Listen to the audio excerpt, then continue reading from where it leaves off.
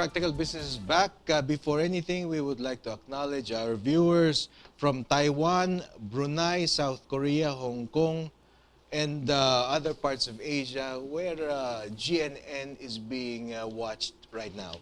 Anyway, we have with us this morning Mr. Rob Nasal. He is the Corporate Social Responsibility Head of Globe, and Mr. Bong Esguerra. He is the CSR Program Manager for Entrepreneurship of Globe. Good morning, guys, and welcome to Practical Business. Morning. Okay. Before anything, Rob, tell us, what are Globe's biggest and most successful CSR projects? Well, that's a tough question, no? But we've been around for more Quite than some time. 8 years already. So, well, in terms of education, we have been doing text-to-teach, global Filipino teachers, and internet in schools for around more than 5 years. And we have connected, we have trained teachers, and we have provided support to the public school system nationwide. I understand that Globe is helping out those people who will be, the families will be graduating from the conditional cash transfer program of the Arroyo administration, which is being carried over by the current administration. So they graduate from that program, and you sort of help them out to be more independent financially. That's correct. We heeded the call of the Secretary of DSWD, Dinky Soliman, for the private sector to support the transitioning of conditional cash transfer beneficiaries to sustainable livelihood beneficiaries. So we're supporting them with information communication tools as well as entrepreneurship training.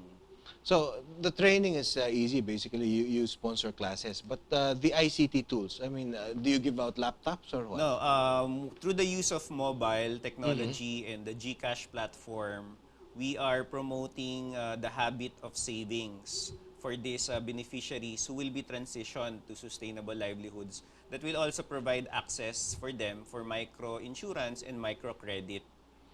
So basically, you're teaching them how to be more not only more independent, but you're teaching them how to become entrepreneurs. Yes, kasi very important for poor families or being trained to be small business persons to be financially included. Magkaroon sila ng access to services like a savings account, a microcredit access, and also micro insurance, no? Which is not very not really how do you call this, popular, or the take-up is very low, no, for poor families kasi maraming barriers in the traditional banking system. Geographically, do you focus on Metro Manila, where you have a lot of the really poor communities, or do you also focus on the provinces, the agricultural communities? Well, right now, mas rural focus. We have focus areas in provinces outside Manila, no? So Benguet, Batangas, Bohol, Lanao, and Bicol. Are the people there receptive of this kind of, do they understand what you're trying to bring about, and do they welcome it? Well, so far, no, we have experienced positive reaction, no, from the beneficiaries themselves, the communities that we go to, and I guess this is also because we are working in partnership with local government units, NGOs, and national state agencies like the SWD. So we do not go directly to the communities, but we work in partnership with intermediaries. Okay. Bong, I understand that the entrepreneurship program is under you. Yes, And that's you correct. have several projects that you have launched. One has to do with the coffee production Yes. and packaging it and selling it.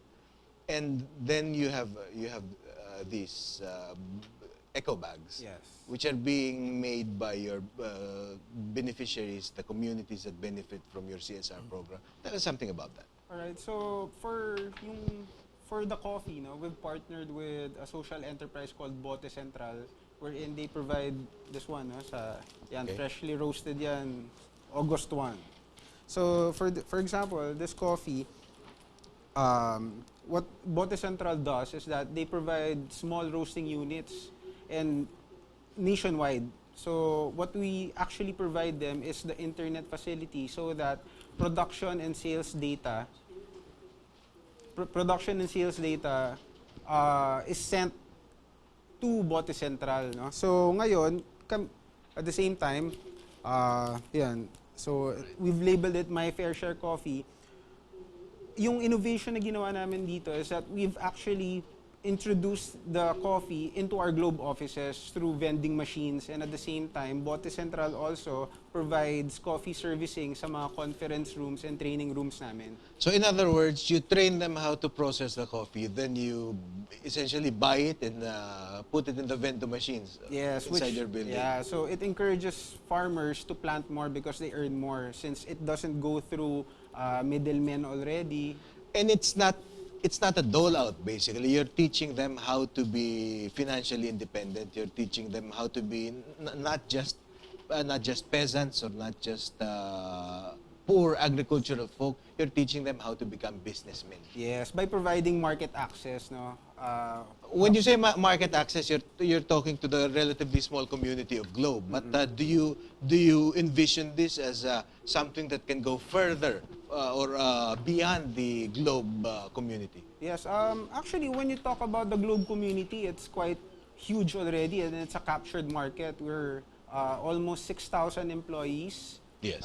4,000 based here in Metro Manila alone. So the coffee consumption alone of those employees, if we capture at least even just 10% of that on a daily basis, then we provided great sales opportunities already for the farmers. But I understand you're also reaching out to your customers, your subscribers. Yes, that's why we have produced the My Fair Share Eco Bag.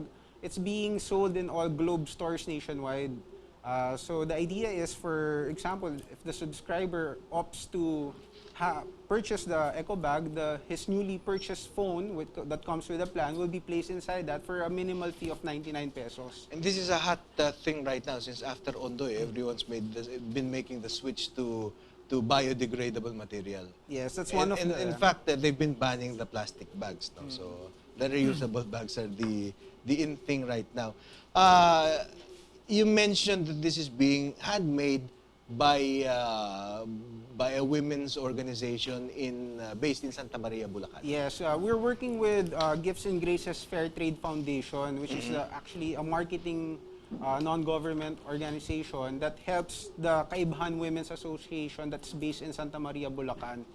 So we've asked them to produce these bags so that they can earn from the opportunity of supplying for Globe Telecom. And that's the value added that we provide, because for a small producer such as Kaibahan, they wouldn't have any access to such a big demand, no, from a corporate client such as Globe Telecom. Okay, those who want to take part in our discussion, you can text us by way of Globe number 0915-209-6012. Again, that's 0915-209-6012 for your questions regarding either how to get your hands on these products or how to take part in in Globe's CSR initiative.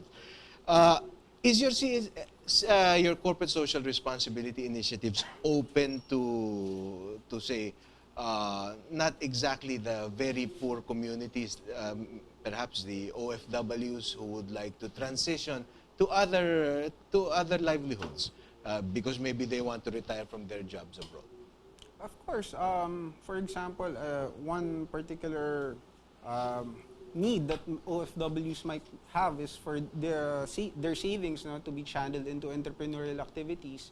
We could work with them, no, again through our partners, the social enterprises and the NGOs that we work with, to establish a sustainable livelihood that might be beneficial for them, no, so that yung savings nila may mapapapuntahan na magandang na So open kayo pagkakakitaan. dun sa ganung mga arrangements with them.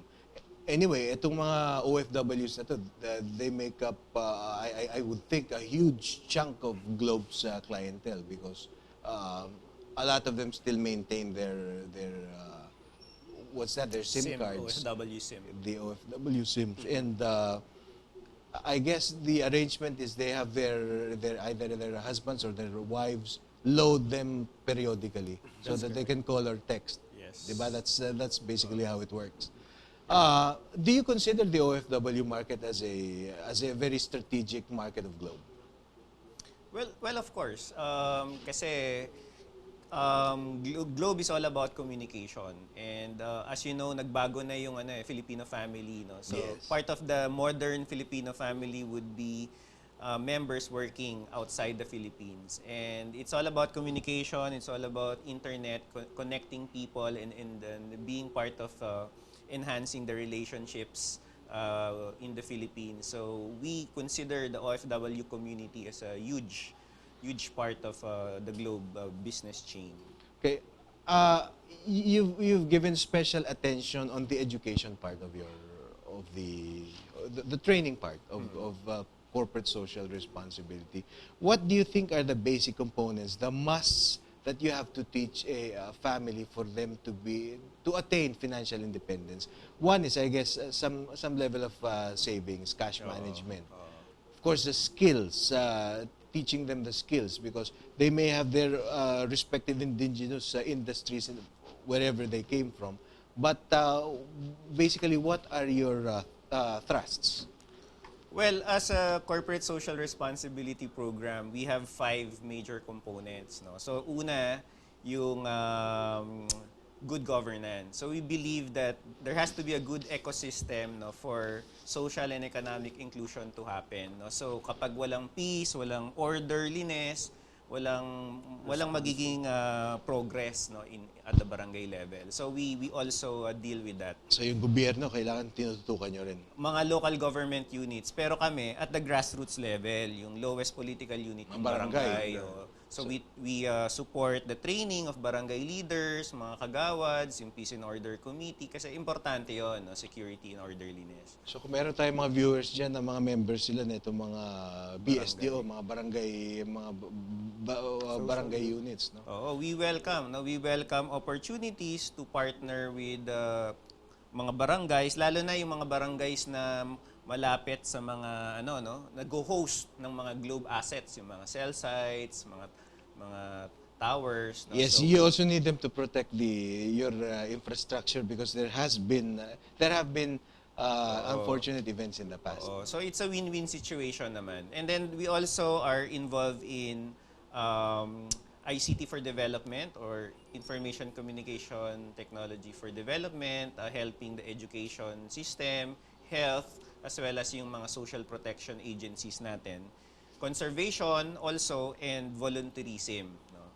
And then of course, yung aming social entrepreneurship component.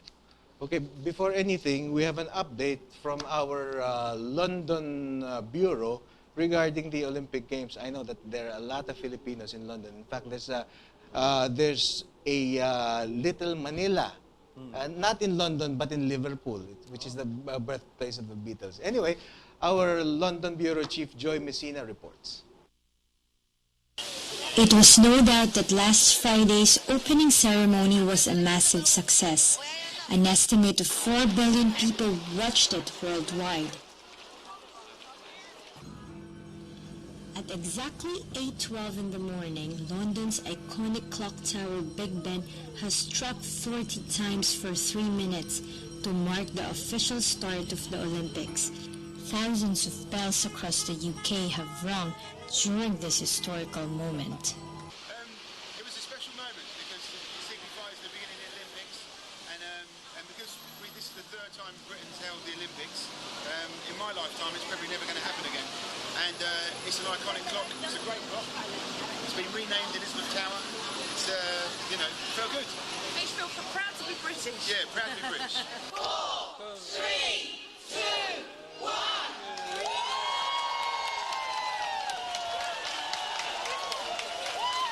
Meanwhile, the Olympic torch is set for its final journey, following a 70 days tour of the UK. There were 8,000 people who carried the torch, and some of them were famous British celebrities. It's a real celebration carrying the torch through the streets of London. It's very exciting, and I'm glad that British people have got so into it. You know. That day, the crowd have been out since morning. Those who did not have tickets flocked to Victoria Park, which was just at the doorstep of the Olympic Stadium.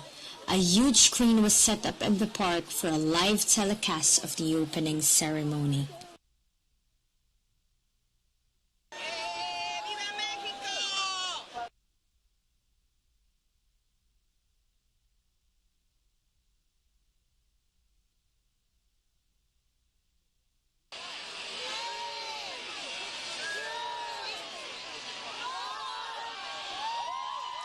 At 9 in the evening, the long wait has come to an end. The world has set its eyes to the much-awaited opening ceremony of the London Olympics 2012.